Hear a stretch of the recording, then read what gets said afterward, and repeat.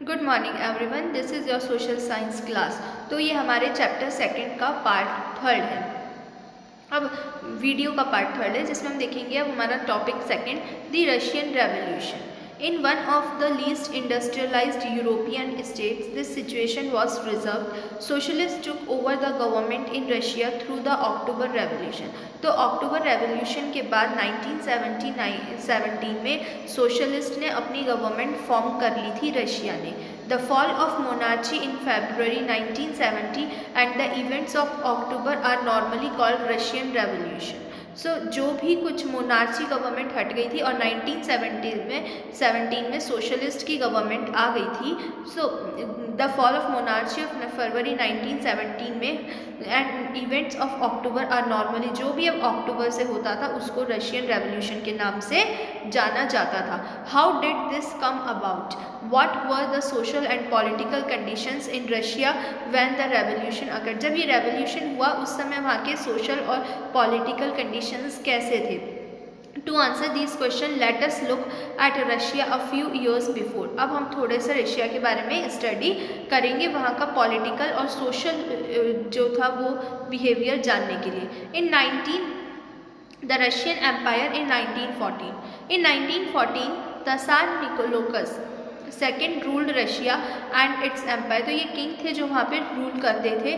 Besides the territory around Moscow, the Russian empire included currently day Finland, Latvia, Lithuania, Estonia, parts of Poland, Ukraine and Belarus. तो ये सब जो areas थे हम map में भी देख सकते हैं, ये सब ज़्यादातर रशिया में इंक्लूड होते थे। ठीक है,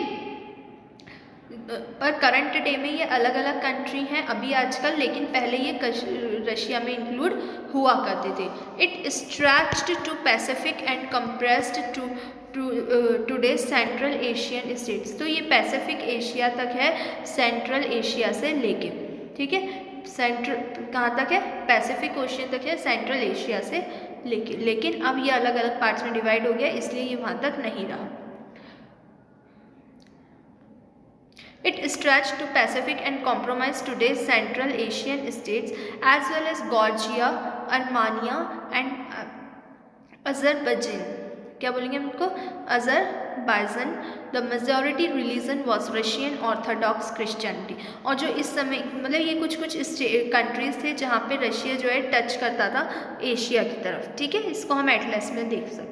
और वहाँ पे जो लोग होते थे मतलब पीपल जो होते थे वो ज़्यादातर ऑर्थोडॉक्स क्रिश्चियनिटी मतलब क्रिश्चियनिटी को ही फॉलो किया करते थे। which had grown out of Greek Orthodox Church, but the empire also included Catholics, Protestants, Muslims and Buddhist. बाकी empire, but the empire को सब मिला के क्या क्या इंक्लूड हुआ करते थे, कौन कौन से वहाँ पे हमें रिलीजन मिलते थे? एक तो कैथोलिक यानी क्रिश्चियंस, प्रोटेस्टेंट भी क्रिश्चियंस होते हैं, मुस्लिम और बुद्धिस्ट। Economy and society. अब वहाँ की रशिया की कैसी इकोनॉमी थी और कैसी society? At the beginning of 20th century, the vast majority of Russia's people were agriculturist. अगर हम स्टार्टिंग में देखें 20th century में, तो रशिया में ज़्यादातर एग्रीकल्चरिस्ट होते थे, मतलब जो उनकी इकोनॉमी थी वो एग्रीकल्चरल इकोनॉमी थी, यानी कि लोग जो वर्क करते थे ज़्यादातर लोग खेती बाड़ी ही किया करते थे। About 85% of the Russian Empire population earned their living from agriculture. 85% लोग जो थे वो ज़्यादातर एग्रीकल्चर से ही कमाया करते थे, मतलब पूरी कंट्री के 85% लोग किस में काम करते थे? एग्रीकल्चर में। This entire population earned their living from agriculture. This proportion was higher than in most European country.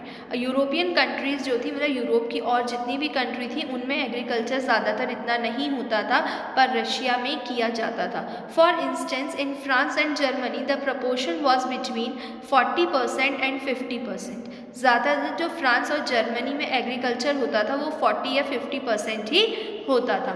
In the empire cultivators produced for the market as well as their own needs and Russia was a major exporter of grain. इस कारण से जो Russia था वहाँ पे इतना ज़्यादा agriculture होता था कि वो लोग दूसरी कंट्री को एक्सपोर्ट करते थे, यानी दूसरी कंट्री को जो ग्रेन्स होते थे, जो फूड होते थे, अनाज जैसे वीट, राइस वगैरह क्या करते थे, दूसरी कंट्रीज़ को व्यापार करते थे, यानी बेच देते थे। Industry was found in pockets, और जो रशिया में इंडस्ट्री होती थी वो बहुत कम होती थी।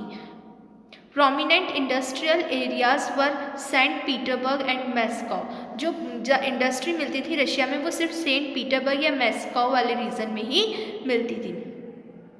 Craftsman undertook much of the production but large factories existed along south after craft workshop, और कुछ लोग जो थे वो हाथ से काम करते थे, क्राफ्टमैन यानी हाथ से काम करने वाले, तो कुछ लोग हाथ से काम करके भी कमाया करते थे। मैनी फैक्ट्रीज वर सेटअप इन 1890, बहुत सारी फैक्ट्रीज 1890 में सेट की गई थी। When Russia's railway network was extended, जब रशिया का रेलवे जो था वो डेवलप हो गया था और बढ़ भी गया था। And foreign investment in industry increase, इसलिए जो बाहर के लोग थे अब वो रशिया में इंडस्ट्री में अपने पैसे लगाना अच्छा समझते थे, तो बाहर के लोग जो थे वो इंडस्ट्रीज़ में पैसा लगाते थे, इसलिए 1890 में जो रशिया का रेलवे था वो बढ़ गया था और वहाँ पे इंडस्ट्रीज़ लगना स्टार्ट हो गई थी। Coal production doubled and iron and steel output quadrupled, coal production जो था वो डबल हो गया था और आयरन और स्टील का तो क्वाड्रपल्ड मतलब होता है 4 टाइम्स ज़्यादा हो गया था। जैसे अभी प्रोडक्शन हो रहा है 10 टन, तो जब कितना होगा इसका 4 टाइम्स बढ़ा के यानी 40।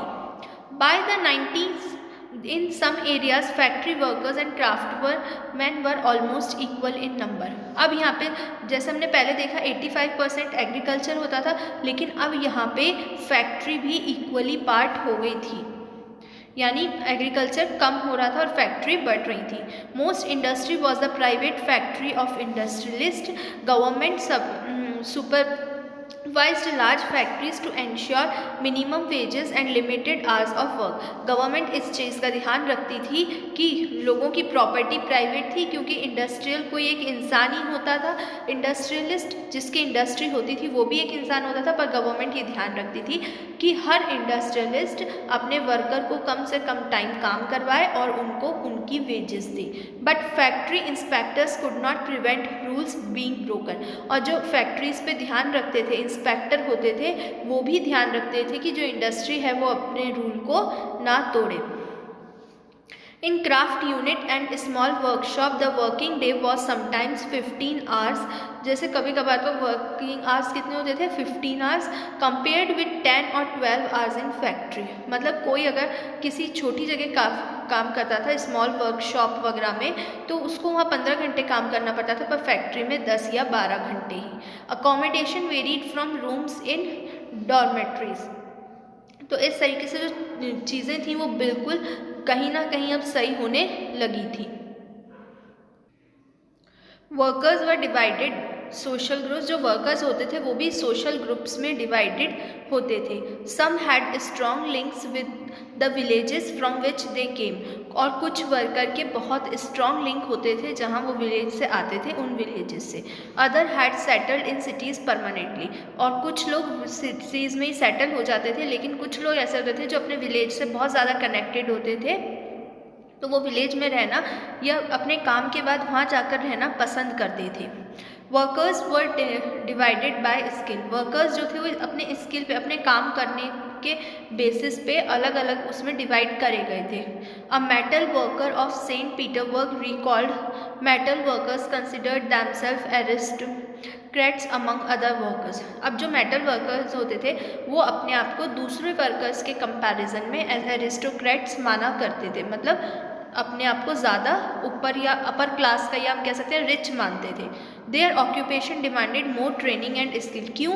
क्योंकि जो उनका ऑक्यूपेशन था उसमें उनको ज़्यादा ट्रेनिंग की और ज़्यादा स्किल्स की, यानी ज़्यादा एक तरीके से हम कह सकते हैं कि मेहनत की ज़रूरत पड़ती थी, इसलिए जो मेटल वर्कर होते थे वो सेंट पीटरबर्ग में अपने आप को एरिस्टोक्रेट मानते थे। Women made up 31% of factory labour force by 1914, और वुमेन जो थी वो 31% तक अपना फैक्ट्री में काम करती थी, 31% वर्क जो था वो वुमेन भी करती थी। But they were paid less than man, लेकिन उनको आदमियों से कम सैलरी मिलती थी। Between 1/2 and 3/4 of a man wage, मतलब एक मैन की आधी या उससे भी 1/4 पार्ट मिलता था उनको वेजेस में। So divisions among workers showed themselves in dress and manners to.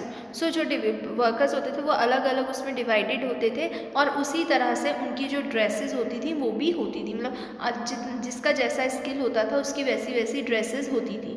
Some workers formed associations to help members in times of unemployment और financial hardship, but such associations were few.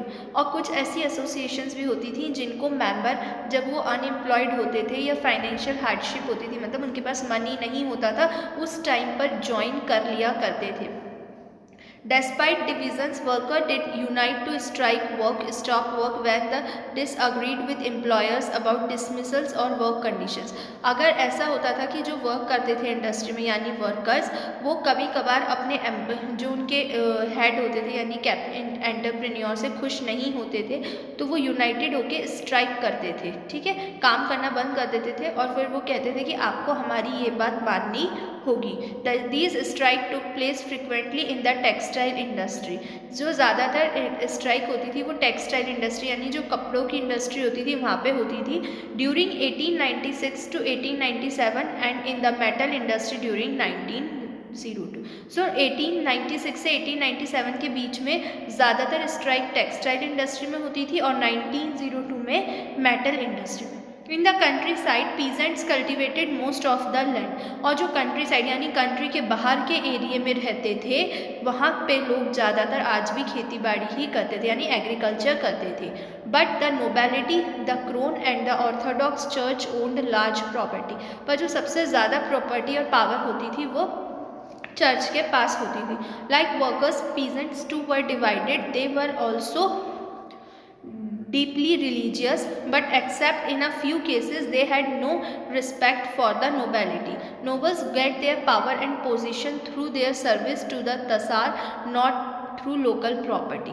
तो nobles जो होते थे वो ज़्यादातर उनकी service के according उन्हें रिस्पेक्ट मिलती थी, लेकिन जो चर्च के पीपल होते थे उनको हमेशा ही वो नोबल होते थे और इज्जत भी मिलती थी। This was unlike France where during the French Revolution in Brittany peasants respected nobles and fought for them. और ये ऐसा होता था जैसे कि मानो फ्रेंच रेवोल्यूशन से पहले होता था ना, जब पीजेंट्स को नोबल्स की रिस्पेक्ट करनी ही पड़ती थी। In Russia peasants wanted the land of nobles to be given to them. Russia में जो पीजेंट्स होते थे यानी जो फार्मर होते थे वो चाहते थे कि उनको जो नोबल्स यानी जो रिच हैं, जो चर्च के लोग हैं, उनकी लैंड मिल जाए। फ्रिक्वेंटली दे रिफ्यूज टू पे rent and even murdered landlords. और कई बार वो क्या करते थे, या तो रेंट देने से मना कर देते थे या कई बार अपने लैंडलॉर्ड का यानी जो उस लैंड का ओनर होता था उसकी मर्डर कर देते। इन 1902 this occur on a large scale in south Russia and in 1905 such incidents took place all over the Russia. और 1902 में ये केसेस बढ़ चुके थे बहुत ज़्यादा और 1905 तक तो ये ज़्यादातर पूरे रशिया में फैल गई थी ऐसी बात कि लोग ज़्यादातर जो मतलब जो लैंड लेते थे वो अपने लैंड ओनर को मार दिया करते थे। Russian peasants were different from other European peasants in another way, they pooled their land together periodically and their commune divided it accordingly to the needs of individual family. मतलब अगर उनको land नहीं मिलती थी तो वो ज़बरदस्ती अपने लैंड लॉर्ड को मार के और अपने जो लोग होते थे मतलब जो वहाँ काम करते थे वर्कर्स अपने बीच में लैंड को डिवाइड कर लिया करते थे। सोशलिज्म इन रशिया हम नेक्स्ट वीडियो में पढ़ेंगे। Thank you.